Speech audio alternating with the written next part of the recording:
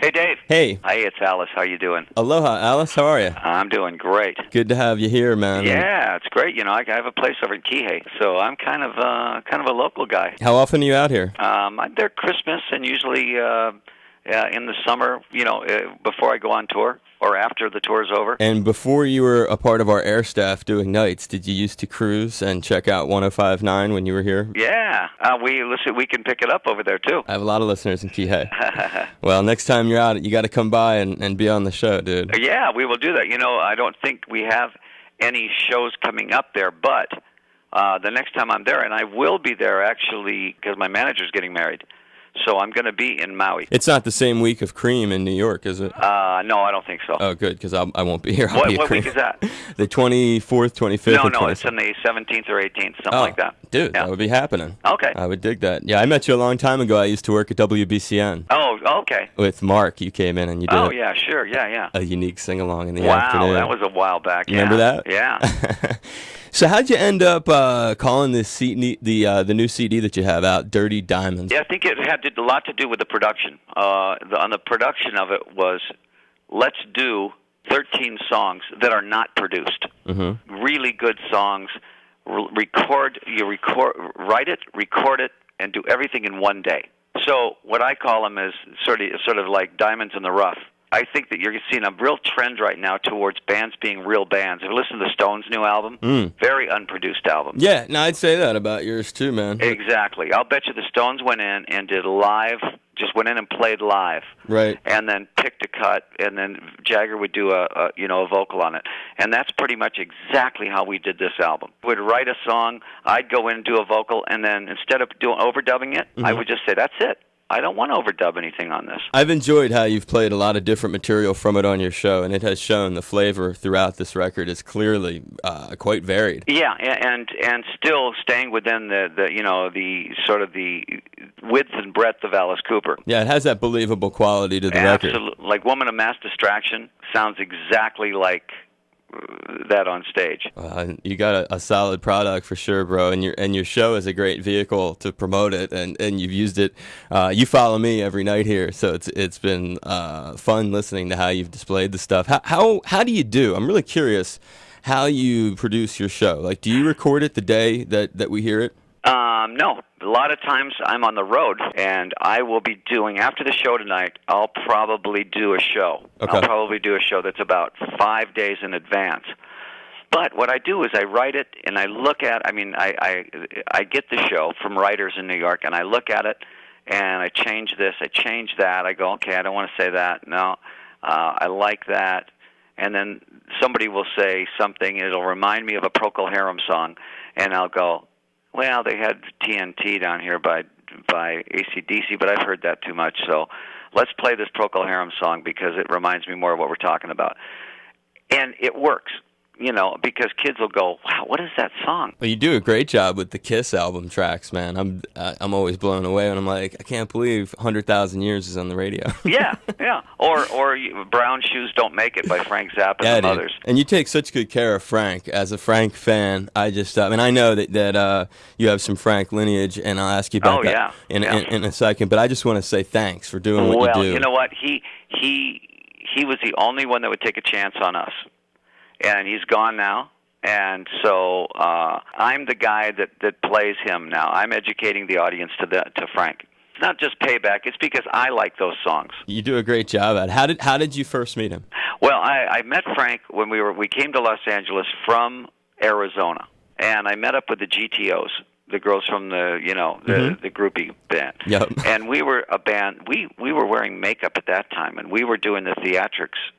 And they were immediately attracted to us because we weren't like anybody. There was no band like Alice. At that time, there's no David Bowie. There was no anybody. There was Alice Cooper. And so when they saw us, they said, Frank, we met this band that is the freakiest band. You have got to meet these guys. And Frank's going, I don't have time. I don't have time. So there was a thing called Lenny Bruce's birthday party. Right. And it was a 6,000 people. And it was the Doors and the Buffalo Springfield, and everybody was pretty groovy. Love, groups like that. We came on last and cleared that room. And 3 songs. They were running for the Doors. And there were 3 people standing there at the end of the show: my manager, Shep Gordon, Frank Zappa, and Pamela DeBars. And Frank's sitting there going, anybody that can clear a room that quick, I've got to have on my, And then he said to us, he says, I'm going to throw you guys a compliment that may not sound like a compliment. He says, I wouldn't know how to write your music for the Mothers of Invention. And I said, what? And he says, it doesn't make any sense. Pretty's for You album. Right. He says, none of this, it doesn't make any sense. He says, I wouldn't know how to write it for the Mothers. And I said, that's good, isn't it? He goes, oh, it's great. He says, if you were from San Francisco or New Orleans or New York or L.A., he said, I would understand it. He said, the fact that you're from Phoenix and you drink beer, you don't even do drugs, he says, it makes it even weirder. So in other words, I was one of Frank's collection. He collected us. Nice. Never thinking that we had any commercial potential at all. He looked at us as being, well, I'm going to put you on my label, and I happen to know that you're never going to sell any records. But this was before, we got with Bob Ezrin. Right. We were totally convinced that we were every bit as good as Led Zeppelin. We knew it, but Frank didn't know it. So as soon as we got with Bob Ezrin, we had 18. No More Mr. Nice Guy. School's out. Yeah. He's a we monster. Had hit after hit after hit, and Frank was sitting there going, I don't believe this. That's good. I mean, we totally upped the ante in theatrics, and even Frank would sit there and go, wow. He says, I never saw the potential in this band. He says, but I get it now. That's huge. Well, you pay him great tribute on your show very frequently, and I'm glad you could share that story with us because I've read about it, in your history. Well, it's true. And the funny thing was, when I first met Frank, if you put a mustache on me and stood me next to Frank, we were identical. We looked like twins, and we had the same sense of humor. And we had the only thing that was different was that he was a musical genius, and I was working on my genius.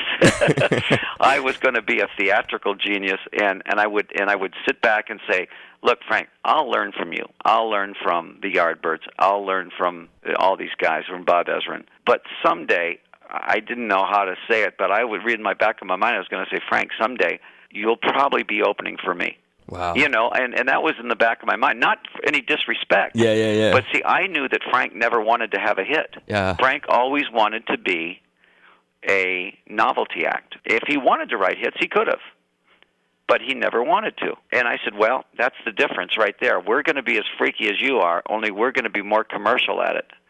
And we're going to sell a lot of records. And I think if he would have known that, he would have stayed. He would have kept us, You knew you were headed for Hollywood Squares, basically. Well, you know what? I said, why shouldn't Alice be on Hollywood Squares? First of all, that's what Frank would have done. Exactly.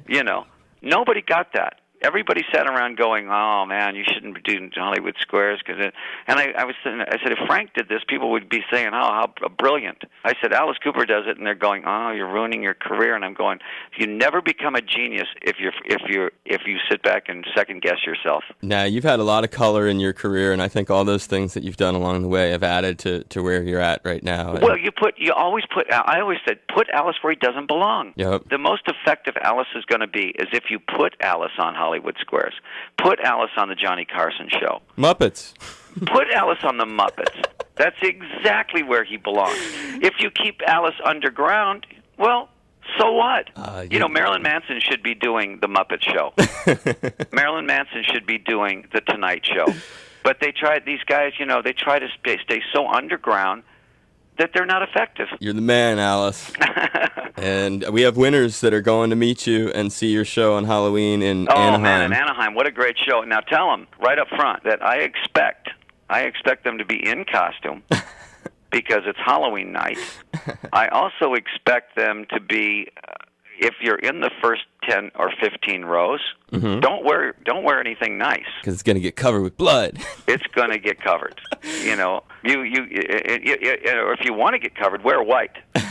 Because it's going to look really good. Hopefully they'll have a good time, and when you meet them, just give them plenty of aloha for us. Oh, absolutely, yeah. I appreciate it. It's going to be a fun show. Yeah, it will be. Thanks for accommodating them, and please do remember, Alice, when you're cruising out here, when you're in Kihei and you're driving around. I will stop by and we'll do some radio. Be like, that guy Dave Lawrence, Lawrence, who does the afternoon show on 105.9 The Big Kahuna. I want to go over there and hang with him. All right, great.